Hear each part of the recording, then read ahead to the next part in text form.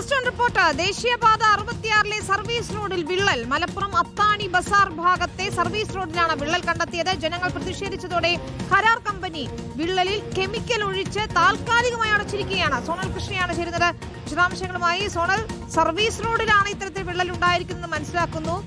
തട്ടിക്കൂട്ട് ഈ വിള്ളൽ അടയ്ക്കുന്നതിന് വേണ്ടിയിട്ട് തട്ടിക്കൂട്ട് പരിപാടികളും നടത്തുകയാണ്.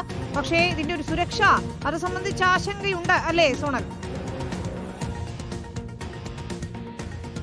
തീർച്ചയായിട്ടും സുരക്ഷ വലിയ ആശങ്ക തന്നെയാണ് ഇതുമായി ബന്ധപ്പെട്ടുള്ളത്. കാരണം ദേശീയപാത 66-ൽ വീണ്ടും ഇത്തരത്തിൽ വിള്ളൽ കണ്ടെത്തുന്നു എന്ന് പറയുന്നത് ജനങ്ങളെ സംബന്ധിച്ച്, യാത്രക്കാരെ സംബന്ധിച്ച് വലിയ ആശങ്കയുണ്ടാക്കുന്ന കാര്യം തന്നെയാണ്. ദത്താണി ബസാറിന് സമീപത്താണ് ഇത്തരത്തിൽ വലിയ തോതിൽ വിള്ളൽ കണ്ടെത്തുന്ന സാഹചര്യം ഉണ്ടായിട്ടുള്ളത്. പ്രാഥമികം, അതായത് ആദ്യഘട്ടത്തിൽ 20 മീറ്റർ മാത്രമായിരുന്നു ഈ വിള്ളൽ ഉണ്ടായിരുന്നത്. പിന്നീട് അത് 150 മീറ്ററോളം നീളത്തിലേക്ക് മാറുന്ന സാഹചര്യമുണ്ടായി. ഇതോടെയാണ് ആ പ്രദേശത്തെ ജനങ്ങൾ ഉൾപ്പെടെ വന്ന് പ്രതിഷേധിക്കുന്ന സാഹചര്യം ഉണ്ടായത്.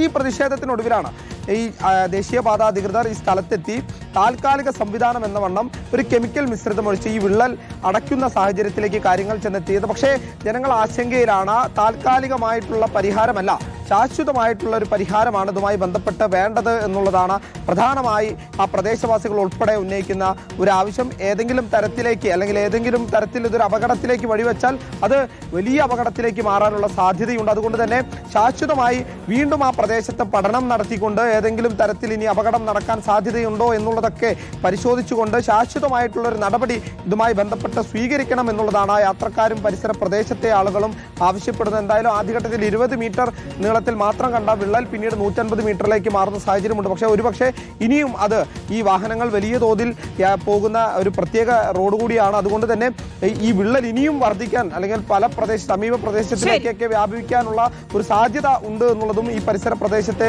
വാർഡ് മെമ്പർ ഉൾപ്പെടെ ആശങ്ക പങ്കുവയ്ക്കുന്നുണ്ട്. എന്തായാലും കൃത്യമായിട്ടുള്ള നടപടി, ശാശ്വതമായിട്ടുള്ള പരിഹാരം വേണം എന്നുള്ളത് തന്നെയാണ് പ്രദേശവാസികളുടെ ഒരു ആവശ്യം. ശരി, സോണൽ കൃഷിയാണ് വിശദാംശങ്ങൾ നൽകിയത്.